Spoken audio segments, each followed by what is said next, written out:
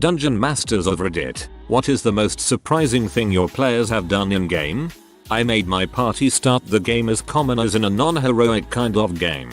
The party, as you would expect, struggled at first but had a general idea of what they wanted to do, and as they leveled up, you could see how their actions affected their class choices. Inevitably we ended up with our fighters, priest, rogue and so on, all but one of the group.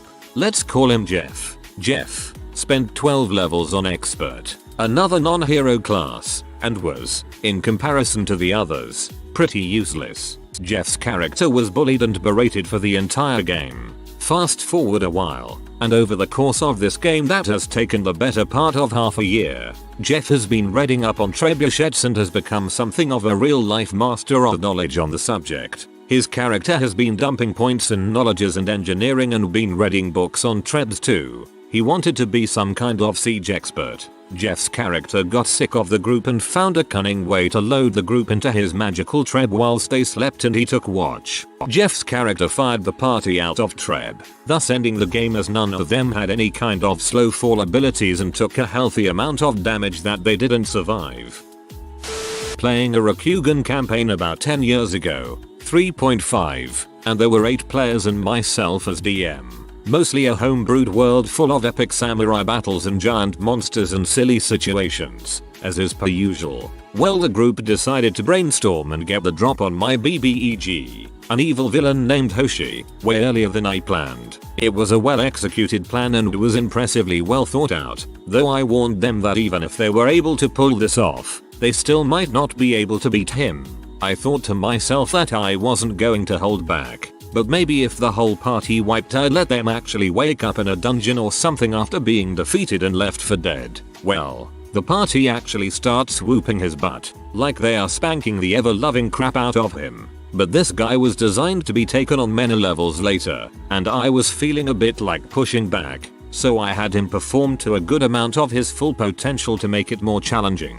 I mean, he is the main villain, so far, right? So he couldn't just be destroyed. Well, I ended up being a bit too harsh probably and caught all but one player. Everyone's pee that they are down but are loudly cheering for our remaining hero to frick him up.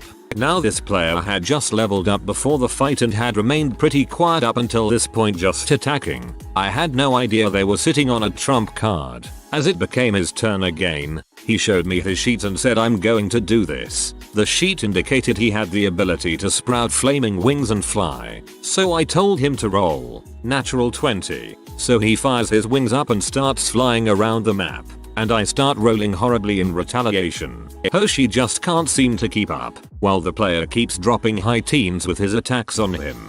He runs his abilities course and drops to the ground, hurling fire at the bad guy. He drops the BBEG down to a lower HP and I indicate he looks like he's wearing down.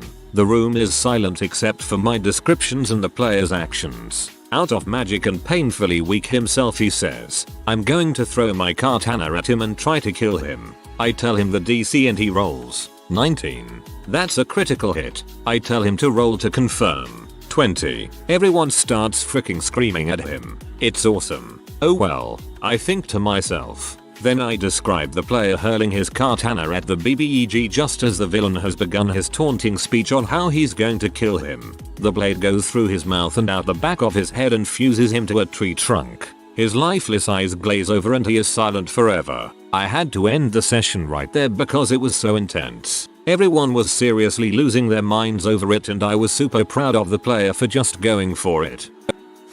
I was a newish DM at the time playing Hot DQ. Players are in the swamp on their way to the castle. In my description I say there is nasty swamp gas emitting from the bubbles within the water. They proceed to fill their bag of holding with it and use it as an air balloon to lowly float over it to avoid encounters. I allowed it because it was creative and hilarious. One player says they want to huff the swamp gas. What? His player huffs it to lower the balloon and I decide to have some fun with the 10,000 magical side effects table. He ends up summoning a buttload of quippers, piranhas, into the water below them. Another player tries and his blood turns to acid, but functions normally. He jumps off the rope and dives so the quippers bit him and they all died. It was a great session and the only time my players have ever really been creative with the cards I deal them. Yes, I now know the bag of holdings properties. but this happened maybe a month into me ever playing. I've been our group's forever DM. Swamp gases farts.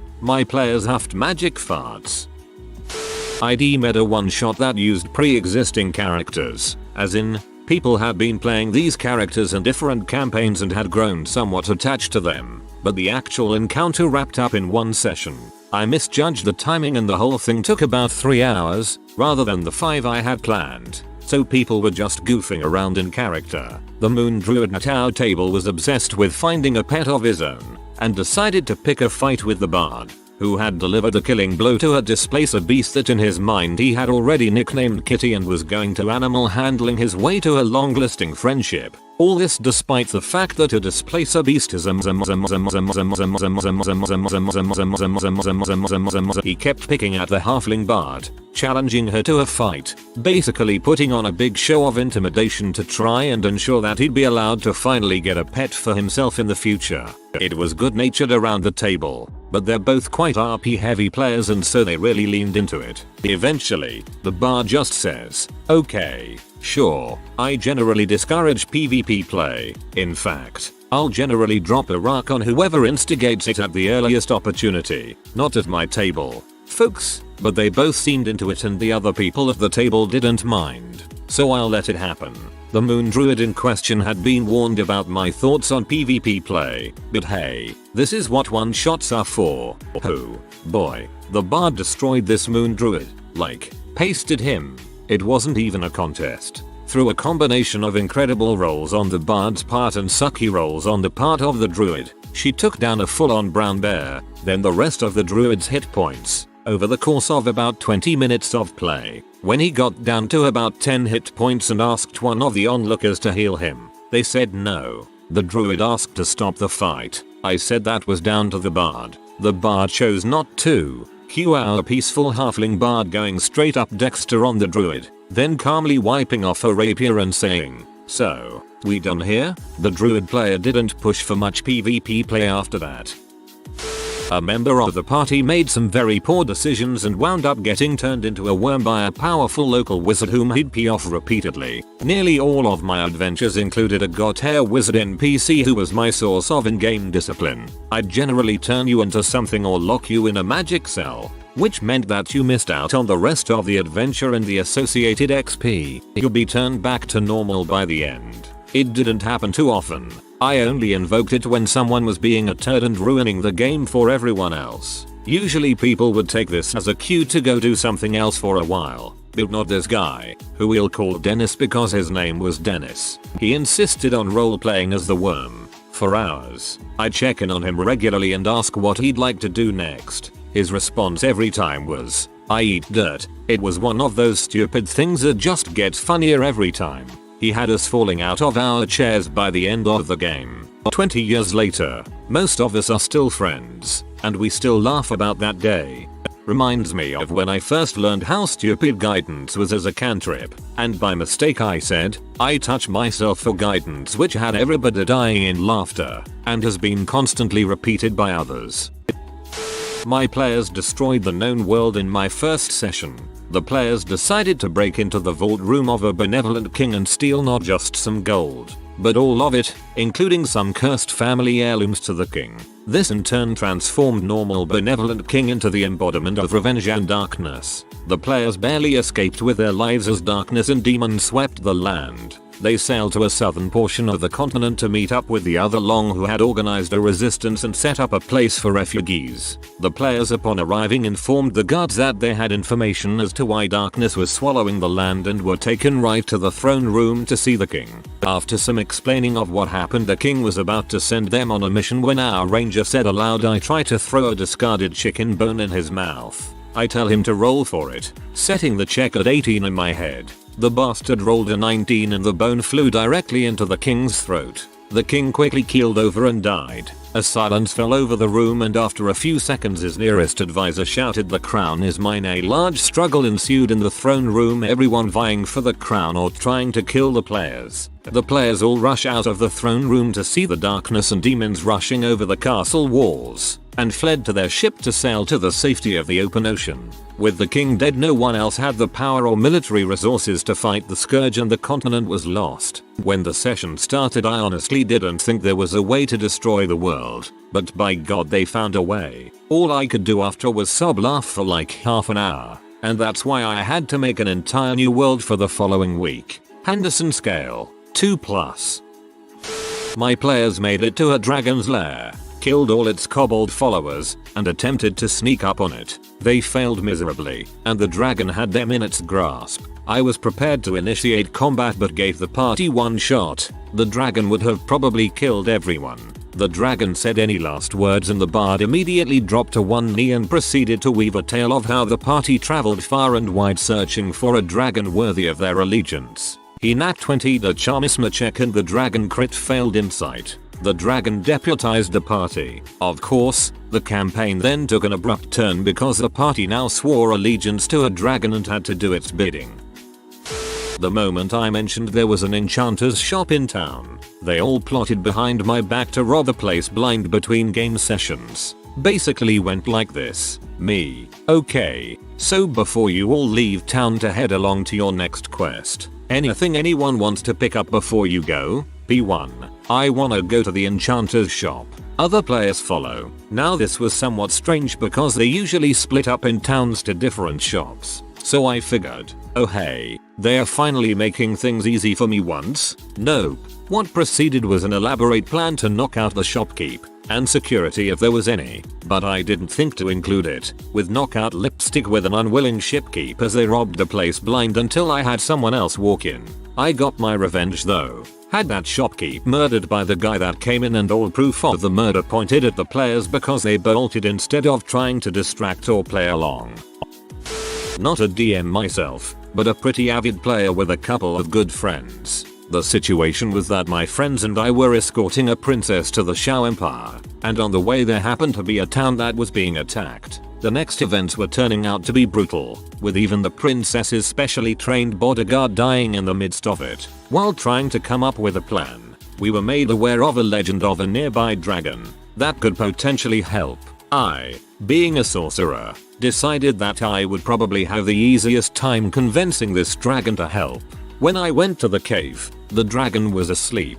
Waking it from its sleep wasn't really the greatest thing to do, but the city needed help. After waking him up, I was immediately threatened with death unless a tribute could be given. I didn't have a ton of gold with me, so I thought I was just gonna die on the spot. However, I remembered that through past endeavors, I had about 5 pounds of holy leaf, Pathfinder version of weed. So I proceed to hype this dragon about the holy leaf and roll a 5-pound blunt for him with a cloak I was wearing. To my surprise, the DM allowed this and it worked. I hooked a dragon on weed and I rode him back to save the city. While this is happening, my DM and the rest of the party are losing their crap because I just fed a noble dragon a blunt the size of a small baby in order to save the city.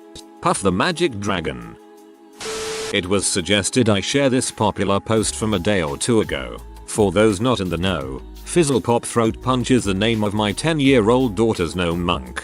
Mayor of the town meets with the party to thank them for their help in thwarting an attack on the city. Mayor, and what's your name, little one? Fizzy, you don't know who I am? Mayor, can't say I do. I'm sorry. Fizzy, so, you're saying you've never heard of me? Mayor, shakes head. Fizzy, gestures for him to come closer. Mayor, takes a knee and leans in. Fizzy, I punch him in the throat. The mayor will never forget the name Fizzlepop throat punch. First impressions last. I had a monk that just got a little too good and a little too lucky, and he managed to, secretly, acquire a huge sum of wealth, which he used to buy up all of the grain his host nation was exporting to cause a famine in a country whose leadership the party was trying to take down, causing political upheaval. The plan was to result in him being in control of both countries, and it was working wonderfully, all without the rest of his party not really knowing what was up. It happened over the course of months, and at every turn I thought it was near impossible for him to pull it off, but he always came out victorious. We never got to conclude this, as after a year the game fell apart for personal problems among players, but by then he had 400,000 gold, a network of spies and mercenaries, around 100 ships, and was the largest exporter of grain on the continent, as well as acquiring a hoard of magical items and being the de facto secret ruler of their host country. It was bonkers. Entered a same-gender marriage with a dragon and had kids with it. I was running a slightly modded 3.5 version of the Pathfinder Adventure Path Kingmaker for a gaming group that included my wife. In the adventure path, the PCS goal is to found their own kingdom. It's a very loosely plotted sandboxy adventure. They were around 8th level and had founded their fledgling kingdom. My wife was playing a gnome sorceress and had the highest charisma in the party, so she was the queen. They were in a relatively uninhabited mountainous area nearby looking into rumors of a threat, and I rolled a random encounter with an adult silver dragon.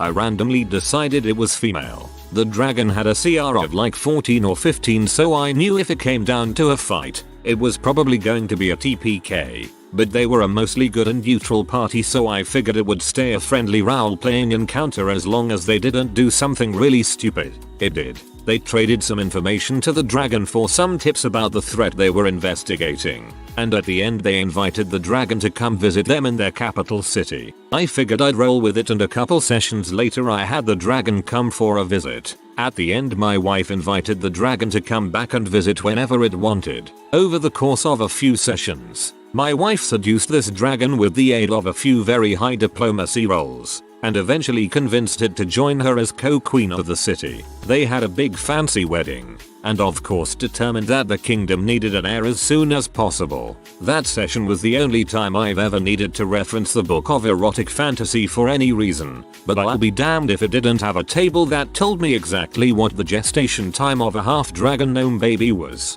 The two of them went on to have 2 more kids and lived happily ever after. At least after they all got together and murdered the crap out of the ancient red dragon that kidnapped the heir toward the end of the campaign.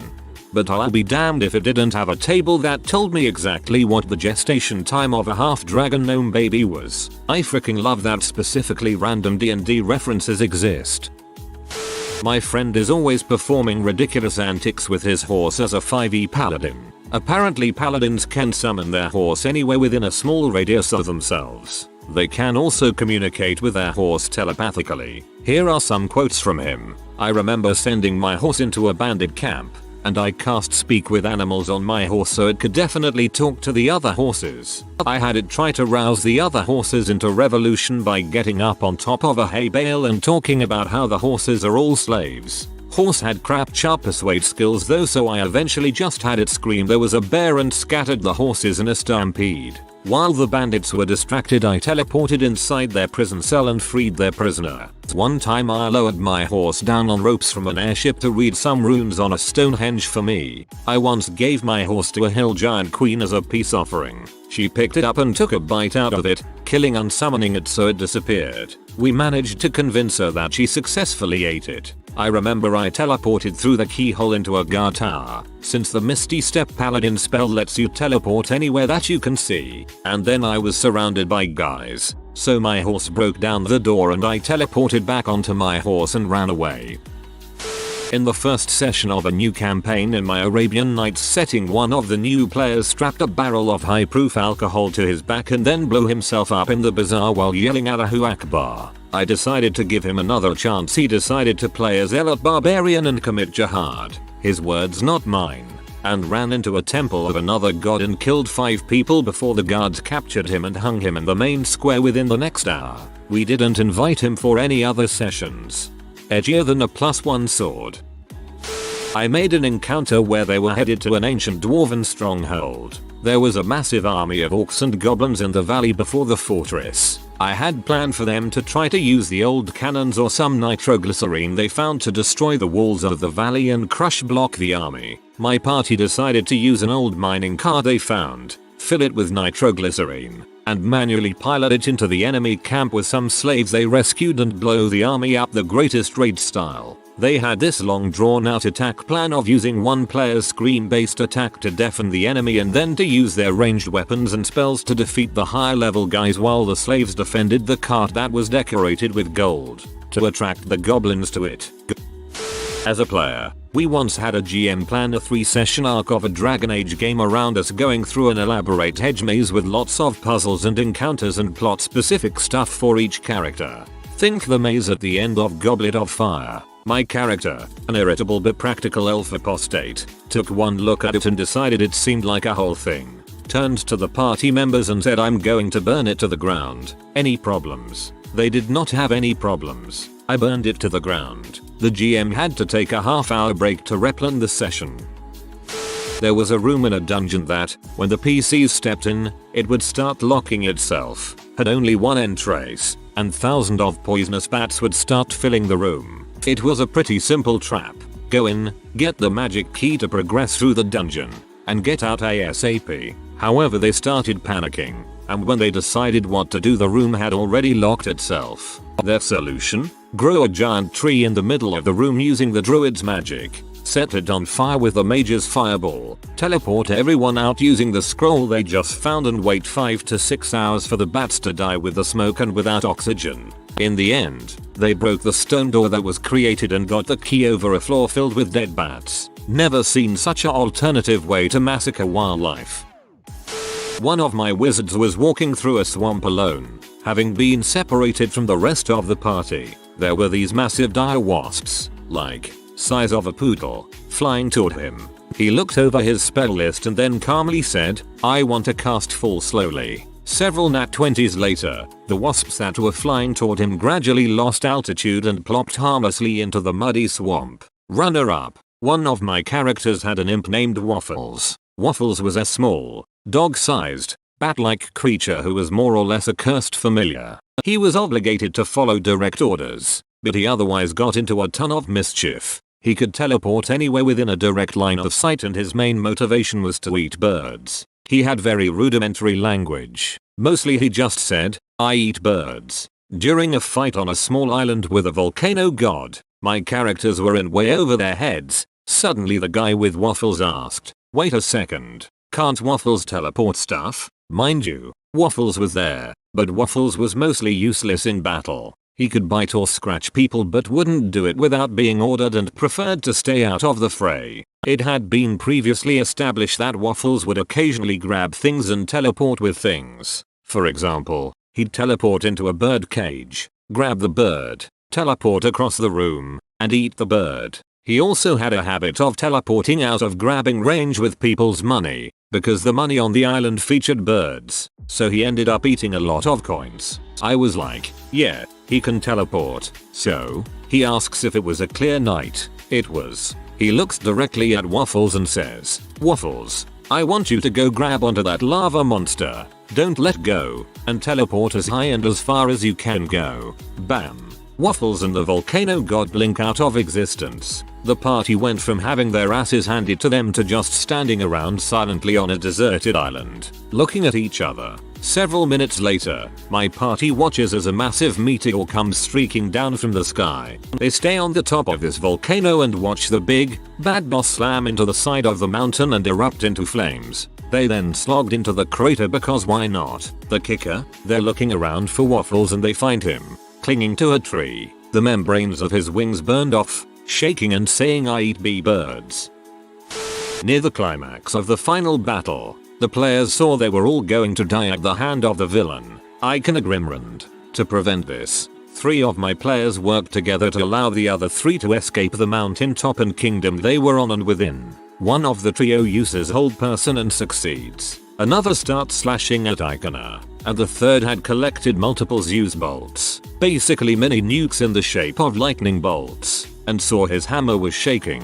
When his magic hammer shakes, it means it has absorbed enough souls to give off an explosion of pure chaotic energy. I knew the aftermath would be catastrophic, but I didn't realize the true extent of it all. When he went to use the hammer's blast with the Zeus bolts, I took a second to figure out the blast radius, only to find out that the entire mountain and country was destroyed, along with all the citizens thereof. The fleeing heroes had managed to escape, and the 3 who gave everything to stop this villain were remembered forever. R.I.P. Razstrashitzel. R.I.P. the Mama. R.I.P. The pepper. All the time when Rastrashitzel fed someone a cheese sandwich with an explosive inside of it, and succeeded.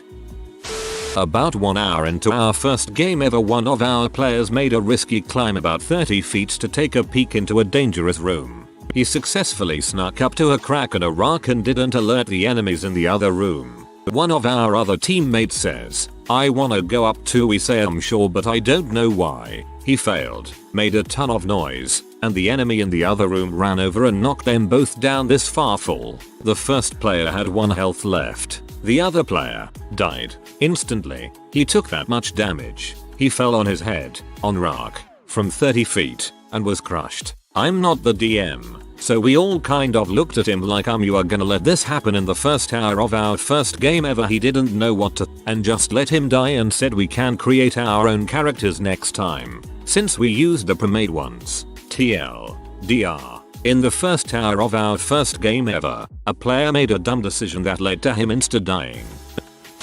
If you are new to the channel, you can subscribe. I publish new videos every day.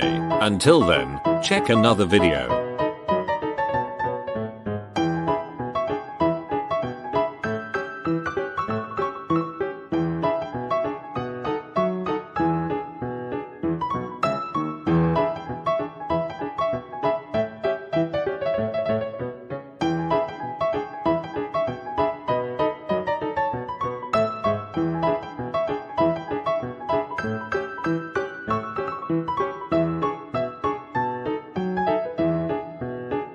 Bye for now.